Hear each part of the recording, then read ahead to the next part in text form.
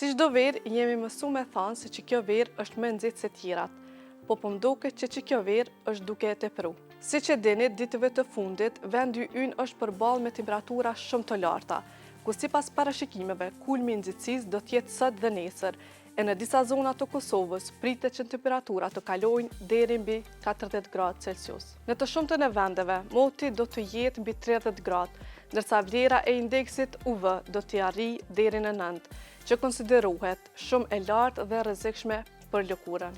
Temperaturat të ngjashme pritet të vazhdojnë edhe në ditët në vijim, ndërsa në fundjavë pritet të ketë një rënje, ku temperaturat do të bien për 5 deri në 7 gradë dhe do të fryejë një erë mesatare që mund të sjellë pak freski. Por në këtë kushte, mbrojtja është thelbësore, e unë do t'ju ceki disa këshilla të rëndësishme për të gjithë ju. Sipas Institutit të Shëndetësisë Publike të Kosovës, të moshuarit dhe persona me sëmundje kronike të mos shndrojnë në diell nga ora 10 e mëngjesit deri në 5 pasdite. Pini sa më shumë ujë dhe shmangni pijet me sheqer, alkoolin dhe kafeinën.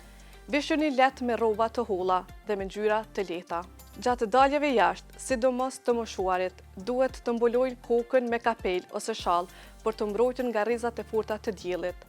Nxehtësia është e pashmangshme këtë ditë, por kujdesi është në dorën tonë.